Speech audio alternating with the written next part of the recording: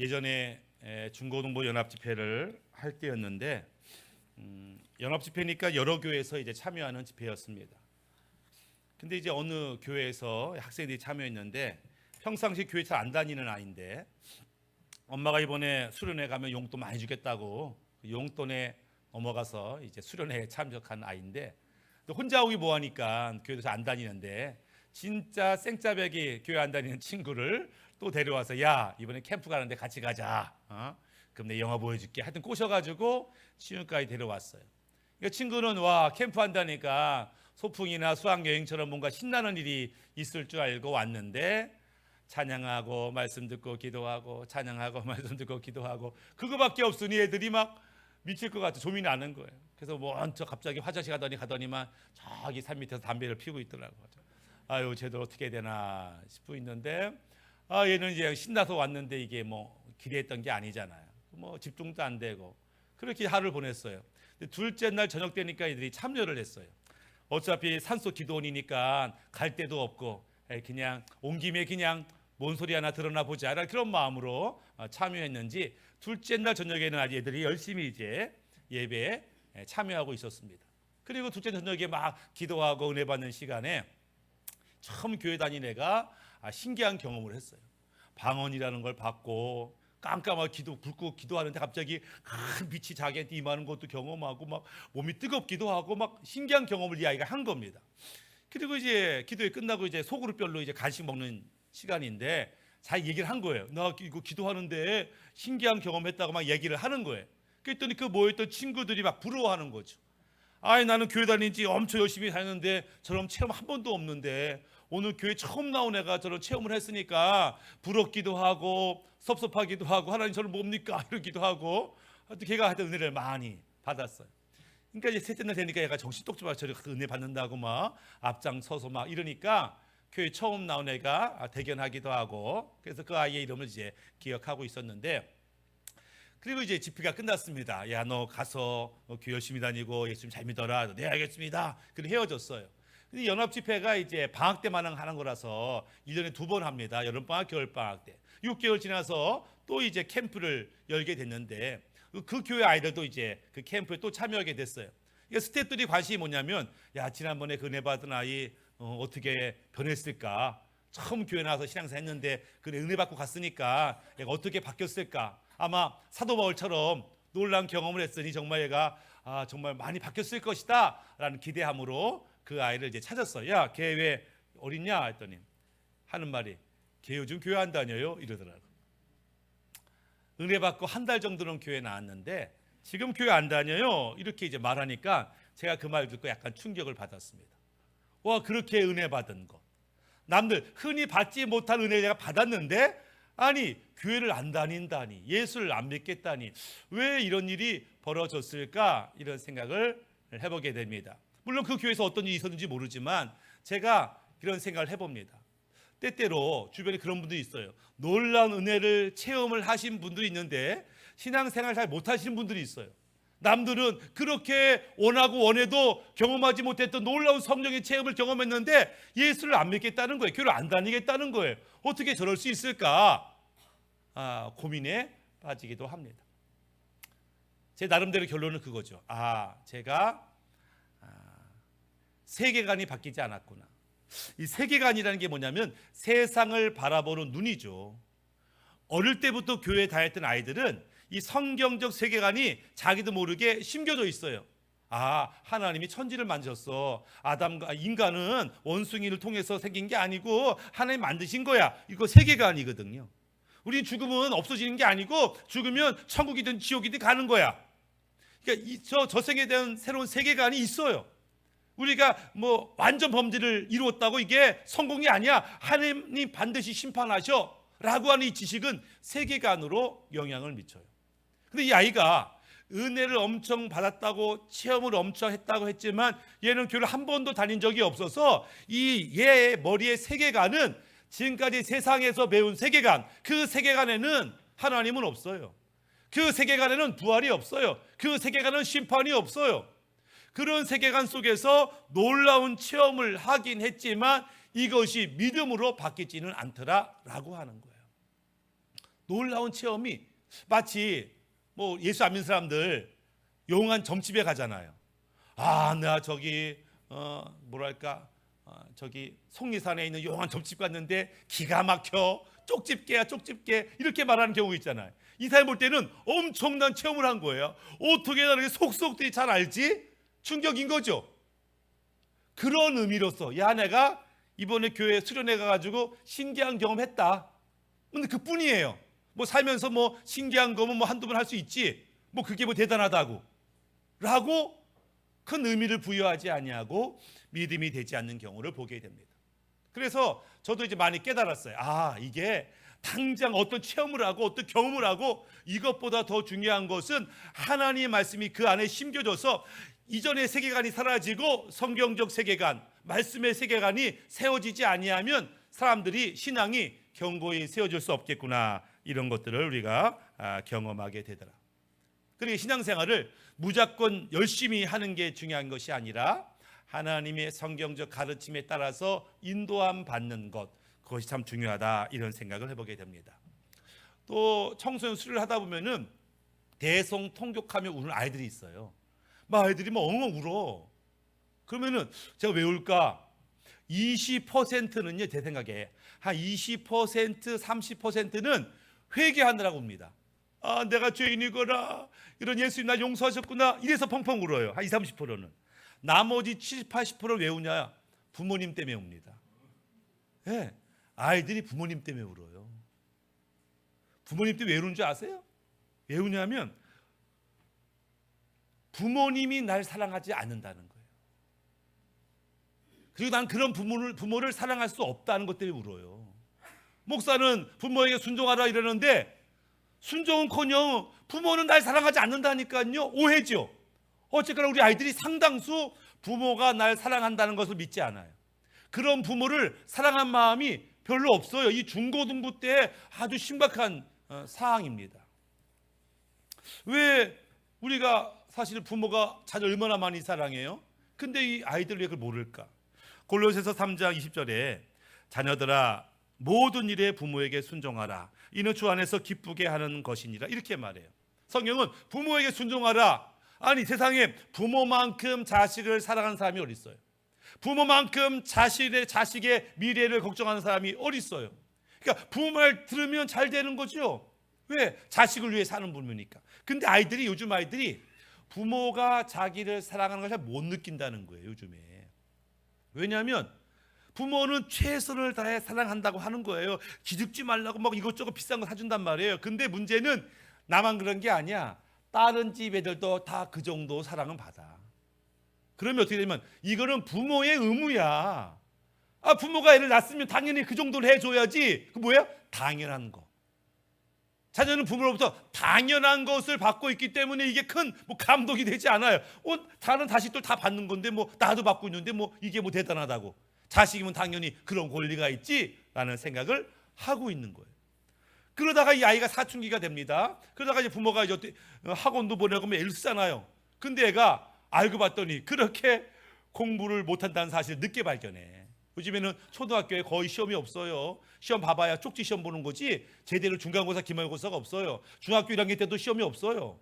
중학교 2학년 때 가야 비로소 중간고사, 기말고사가 생깁니다. 그때 알아요. 우리 아이가 이렇게 공부를 못할 줄이야. 야, 똑같은 학원 다녔는데 왜 쟤는 100점인데 너는 50점이냐? 막 화가 나는 거죠. 왜 너는 수학을 이렇게 못하냐? 막 그러면서 자기도 모르게, 물론 자식 잘 되라고 하는 말이지만 비교하게 돼요. 평가하게 돼요. 그럴 때 이 아이들이 원망, 불평, 갈등이 시작이 되는 거예요. 그럼 또 오해합니다. 아, 역시 부모는 날 사랑하지 않아, 이런 생각. 왜 이런 생각을 갖냐면은 이것이 오늘날의 이 시대의 사상이기 때문에 그래요. 흔히 학자들은 우리 시대의 사상을 포스트 모더니즘이라 이렇게 부르잖아요. 포스트 모더니즘. 한마디로 말하면 과거의 전통, 과거의 권위를 무시하는 사회예요. 과거의 아름다운 전통을 지키자 이러면은 구닥다리야. 새로운 거, 네가 하고 싶은 거, 이거를 추구하는 시대가 우리 시대예요. 그러니까 과거의 권위. 요즘에는 초등학생만 들어가면요, 애들이요 모여서 대통령 욕을 해.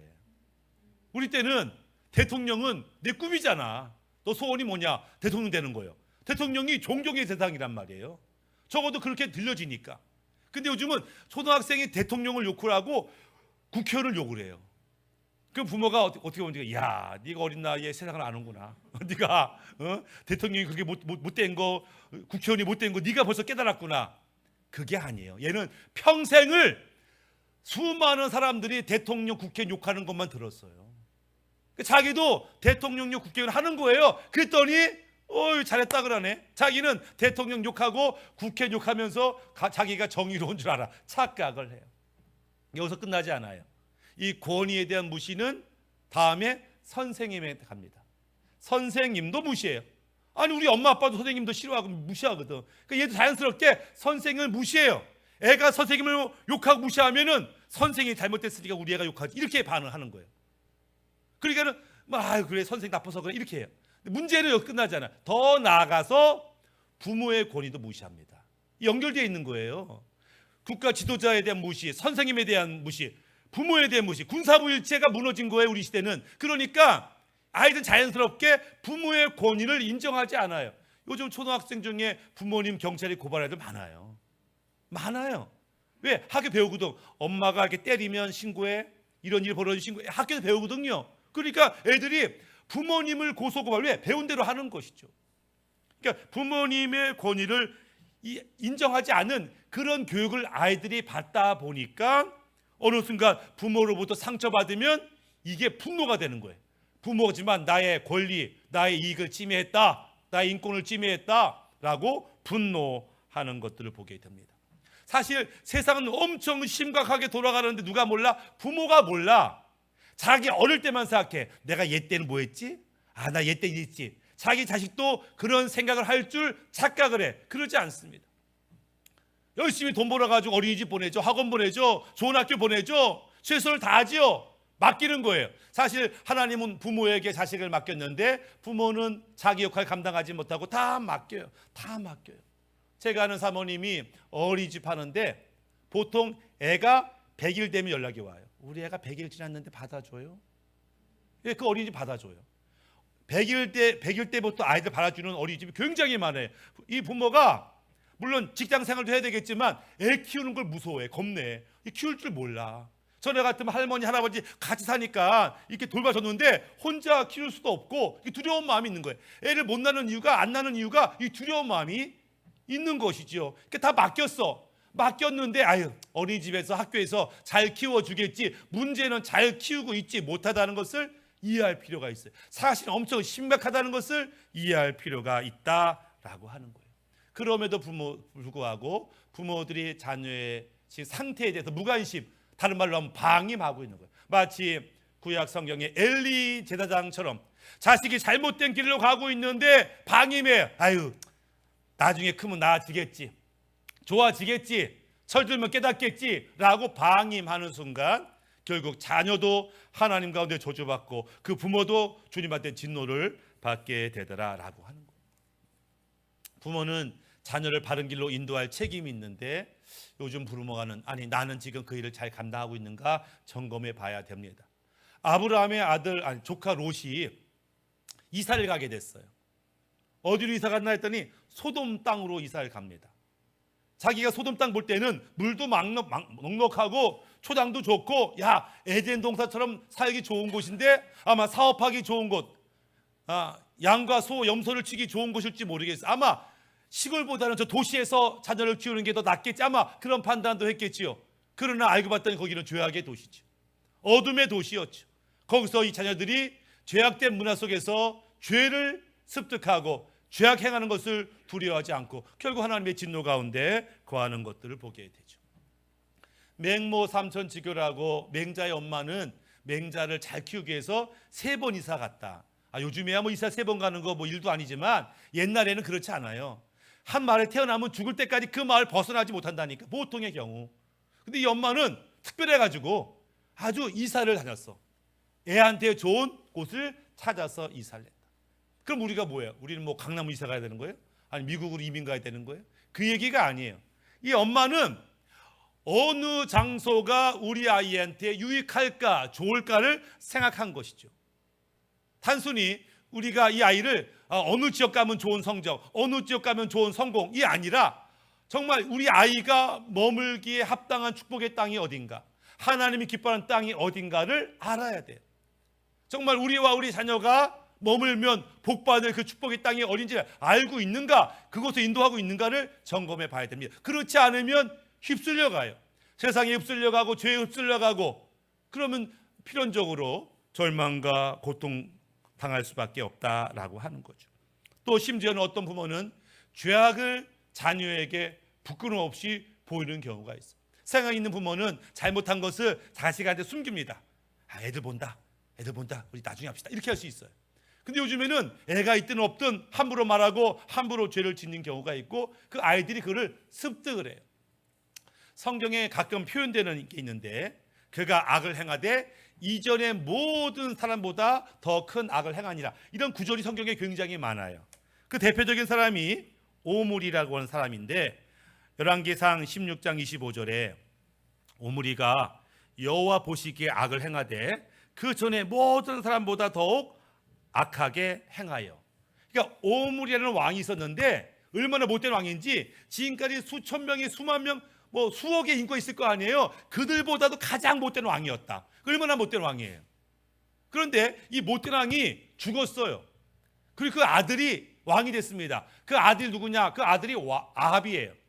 근데 아합이 열왕기상 16장 30절에 오므리의 아들 아합이 그의 이전의 모든 사람보다 여호와 보시기에 악을 더욱 행하여, 자기 아버지를 포함해서 그 이전에 어떤 못된 인간보다 더 못됐다. 점점점 악이 심해지고 깊어지고 커지는 것을 보게 됩니다. 우리가 청출어람이란 말 쓰잖아요. 좋은 의미도 있지 나쁜 의미로. 이 남색이라는 게 원래는 파란색에서 나왔지만 파란색보다 더 짙다, 이런 뜻이잖아요. 우리가 부모를 영향을 받고 부모보다 더 좋을 수도 있지만 부모보다 더 악할 수도 있는 것들을 보게 됩니다. 우리는 자녀에게 어떤 모습을 보이고 있는가를 생각해 봐야 돼요. 전에 어떤 분이 다음 세대가 큰일 났습니다, 다음 세대를 바르게 인도해야 됩니다, 이런 얘기를 한참 하는데 제가 그분을 알거든요. 근데 그분이 다음 세대를 우리가 어떻게 살려야 될까 막 이런 얘기를 하는 거예요.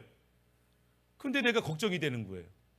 내가 볼 때는 저분도 지금 하나님께 혼날 뿐인데, 이분이 다음 세대를 걱정하면서 야 다음 세대 똑바로 살아, 날 따라와, 이렇게 말할 때 다음 세대가 그분 따라가면 내가 볼 때 큰일 나는 거예요.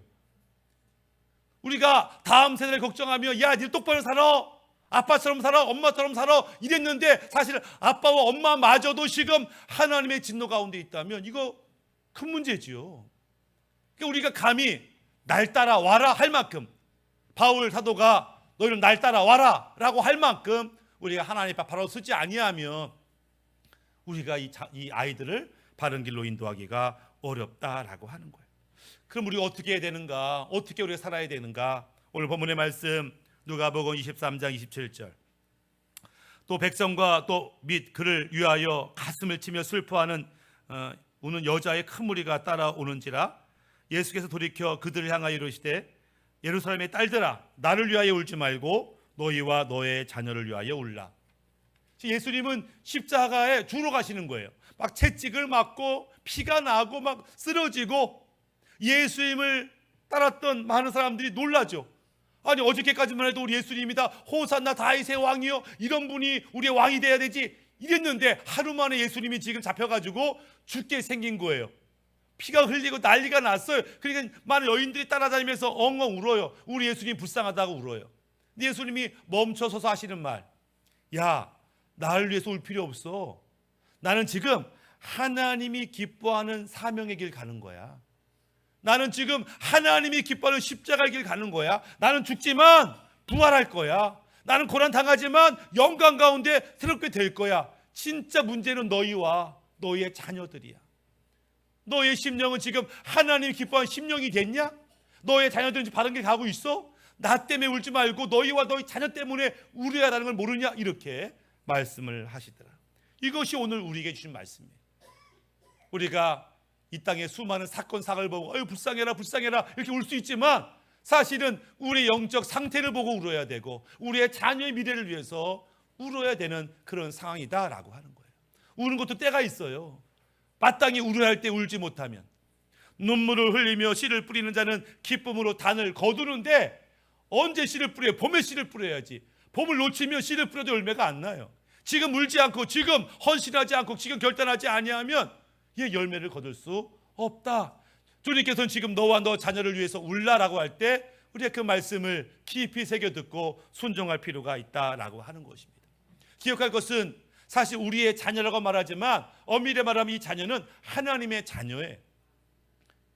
하나님이 우리에게 자녀를 선물로 주었어요.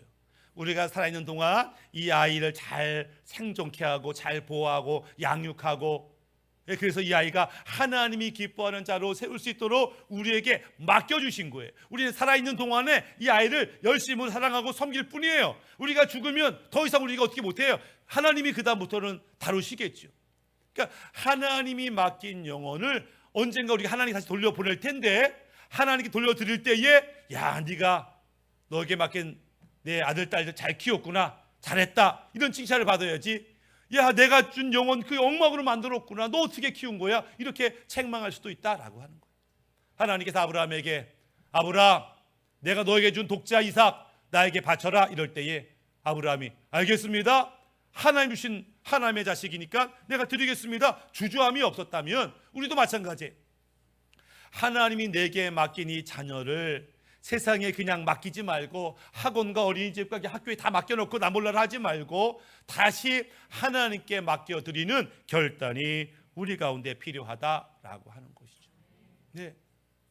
그런데 우리가 자녀 중에 배 아파서 낳은 자녀가 있지만 또 가슴으로 낳은 자녀 있다, 이런 말도 있어요. 내 배로 낳은 자식이 아니지만 가슴으로 나의 아들로 입양하고 그래 키우는 부모가 있는 것처럼 성경에도 그런 표현이 있습니다. 고린도전서 4장 15절에 그리스도 안에서 일만 스승이 있으되 아비는 많지 아니하니 그리스도 예수 안에서 내가 복음으로써 내가 너희를 낳았습니다. 사도 바울이 내가 복음으로 너희를 낳았어. 사도 바울은 결혼을 안 했어요. 결혼 안 했기 때문에 부인도 없고 자식도 없어요. 근데 사도 바울은 말하기를 내가 복음으로 이 영혼들을, 고린도 교회 성도를 낳았다, 이렇게 표현을 하더라. 그를 위해서 기도했고 인내했고 헌신했고 수고했고, 그가 이제 하나님의 자녀가 된 것을 보고서 내가 복음으로 너를 낳았다, 이렇게 표현하는 것이죠. 제가 아는 권사님이 계신데 이분은 한 2, 3년에 한 번씩 러시아에 가세요. 왜 이렇게 러시아에 자주 가냐고 물었더니 러시아에 믿음으로 낳은 자식이 있대. 12년 전에 단기 선교를 처음 간 거예요. 이분이 러시아로 갔는데 전도하다가 꼬맹이를 만났어. 만났는데 예수님 복음을 막 전했더니 얘가 믿겠대. 영접기도 따라하고 얼마나 기뻐. 예수 열심히 믿어라. 네 하고 이제 대화가 됐어. 이름이 뭐냐? 이름을 이제 러시아 이름을 적어놓고 기도할게. 너 열심히 예수 믿어야 돼 하고 이제 헤어졌어요. 그래서 이제 한국에 와서 이제 기도하는 거죠. 이 아이를 기도할 때마다 막 눈물이 나는 거예요. 마치 자기 자식을 위해서 기도하듯이 얘들 놓고 기도할 때마다 눈물이 나고 정말 얘들 신앙생활 잘해야 돼, 이런 마음이 생기는 거예요. 그리고 나서 안 되겠다 싶어서 2년이 지나서 또 간 거예요. 거기를 잘 있나 하고 그 집을 찾아 갔더니 그 애가 알아보는 거예요. 알아보더니 지금 주신 성경책 읽고 있다고 얘기하고 권사님 만나고 싶은데 언제 오는지, 하나님 그 권사님 만나고 싶어요 기도했다는 거예요. 그러니까 얼마나 좋은 시간을 갖는지, 이 애를 계기로 그 부모님들도 예수 믿게 이제 된 거죠. 그러니까 막 엄청 환영하는 거예요. 그래서 이분이 갈 때마다 그 집에 며칠을 머물면서 마치 할머니가 시골에서 올라온 것처럼 그렇게 즐겁고 기쁜 시간을 가는 거예요. 그래서 내가 믿음으로 낳은 아이들이 러시아에 있어서 나는 간다. 지금 그 아이들이 커서 지금은 전도사가 됐어요. 둘 다. 다른 지역에서 교회를 세우고 복음을 증거하고 있는 거죠. 예, 정말 하나님 기뻐하는 영혼을 믿음으로 낳고 복음으로 낳았다라고 볼 수 있는 거죠. 옛말에 그런 말이 있었어요. 결혼한다고 다 어른이냐, 애를 낳고 키워봐야 어른이지, 이런 말을 많이 했어요. 애를 배 아파 낳고 밤잠 못 자고 힘들게 애를 양육하고 하면서 부모의 마음을 우리가 경험하고 배우는 것처럼 우리가 영적으로 어린 아이들이 우리 주변에 있어요. 근데 그 영적인 어린 아이들이 눈에 보이는 사람이 있어요. 눈에 밟히는 그런 성도가 있어요. 영적 어린 아이들은 에베소서 4장 14절처럼 우리가 이제부터 어린 아이가 되지 아니하여 사람의 속임수와 간사한 유혹에 빠져 온갖 교훈의 풍조에 밀려 요동하지 않게 하려 합니다. 이 어린아이는 잘 속아요. 어린아이는 유혹에 잘 빠져요. 어린아이는 세상이 막 휩쓸려요. 요동쳐요. 근데 그 어린아이를 바라보고 안타까운 마음으로 바라보는 성도가 있어요. 저 교회 다니지만 저 친구가 제대로 믿음 생활, 말씀 생활, 은혜 받지 못하고 있네. 그것이 안타까워 눈이 밟히고 기도 제목으로 삼는 것. 그것이 하나님이 그에게 준 아비의 마음, 어미의 마음이죠. 이런 마음이 생길 때 하나님이 나에게 이 영을 맡겼구나. 내가 어미로서 아비로서 영적 어미와 아비로서 이 아이를 섬겨야지 라고 사명으로 생각한다면 그 또한 하나님이 기뻐한다라고 하는 것이죠. 베드로가 3번 부인하고 그러다가 저 앞에 회개에 나올 때 예수님이 그에게 하신 말씀이 있죠. 내 양을 먹이라, 내 양을 치라. 그게 맡긴 사명인 것처럼 우리에게 맡긴 어린 영혼들을 먹이고 입히고 키우고 하는 것이 오늘 우리의 책임이죠. 1차적으로는 내 몸으로 난 자식을 그렇게 해야 되고 2차적으로는 믿음으로 낳은 자식을 그렇게 양육할 필요가 있다. 그런데 어린아이를 양육만으로는 부족합니다. 양육은 뭐냐면 제대로 말하지 못하고 걷지 못하고 혼자 서지 못한 아이들을 먹이고 입히고 보호하는 거. 양육은 어릴 때 하는 거예요. 그런 다음에 뭐가 필요해요? 교육이 필요해. 이것도 배워야 되고 저것도 배우고 저것도 배워야 되고. 그런데 그 다음 단계 뭐예요? 훈련입니다. 성경은 믿는 자들이 하나님 나라의 군사가 되라고 하는데 군사는 양육으로 안 돼요. 보살피는 것으로 군사가 안 된다니까. 군사는 교육으로 안 돼요. 군인은요 훈련이 돼야 돼. 교육과 훈련의 차이는 뭐냐면은 교육은 모르는 것을 아는 게 교육이에요. 또 알아? 몰랐는데요. 배워. 알겠습니다. 교육이에요. 훈련은 배운 것이 몸에 익숙해지도록 반복 숙달하는 게 훈련이죠. 조교가 한번 가르쳐주면 반복 숙달하는 게 훈련이죠. 군인은 반복 숙달로 만들어져요. 우리가 하나님이 기뻐하는 하나님 나라 군사가 되기 위해서는 가장 기본적이고 기초적인 것을 반복 숙달해서 내 몸에 체득이 돼야 돼. 그럼 뭐가 가장 기본적인 거냐? 예를 들면 이런 거죠. 일주일에 한 번 내가 가정 예배를 드리겠다. 우리 가정. 아니면 가정 예배는 아니더라도 일주일에 한 번 모임을 갖고 신앙적 대화를 하겠다. 그래서 하나님의 뜻을 발견하겠다라는 거. 하루에 30분, 1시간은 말씀을 묵상하고 기도의 시간을 갖겠다. 이런 거죠. 일주일에 한 명한테는 전도하겠다. 적어도 그가 교회 오든 안 오든 일주일에 한 명한테 복음을 증거하고 간증하는 삶을 살겠다. 주일 성수 또는 11조를 내가 반드시 지키겠다. 이왕이면 헌금을 드릴 때 하루 전날 헌금 미리 준비하겠다. 이왕 예배 드릴 때 10분 전에 와서 마음을 준비하겠다. 이런 것들 너무나 지극히 당연한 거지만 몸에 배야 돼. 몸에 배. 꼭 59분 58초가 되어야 헐레벌떡 들어와서 늦지 않았네 이러지 마시고 좀 일찍 와서 마음을 준비하는 거죠. 늦게 와도 감사하고 기쁜 일이지만 헐레벌떡 와서 말씀이 들어오나요? 마음이 준비가 됐을 때 은혜가 되고 결단하게 되는 것들을 보게 됩니다. 이런 것들이 몸에 체득이 되어야 돼요. 습관이 되어야 돼요. 익숙해져야 된다라고 하는 거죠. 말씀을 마무리하면 각자 우리에게는 세상을 보는 눈이 있어요. 세계관이 있어요. 다 달라요. 그렇지만 가장 좋은 것은 성경적 말씀에 기초한 성경적 세계관을 우리가 가져야 하나님의 말씀이 이해가 되고 하나님의 능력이 믿어지게 되는 거죠. 세상적 세계관을 가지고 보니까 다 의심스럽고 이해 안 되고 믿을 수 없는 거죠. 세계관 자체가 아직 온전하지 않기 때문에 우리가 그 세계관으로 자녀를 양육해야 되고 사명을 감당해야 되고 우리가 누군가에게 감히 날 따라오시오 라고 할 만큼 주님 앞에 성숙한 자가 되어서 귀하게 쓰임 받으시기를 예수님의 이름으로 축복합니다. 아멘.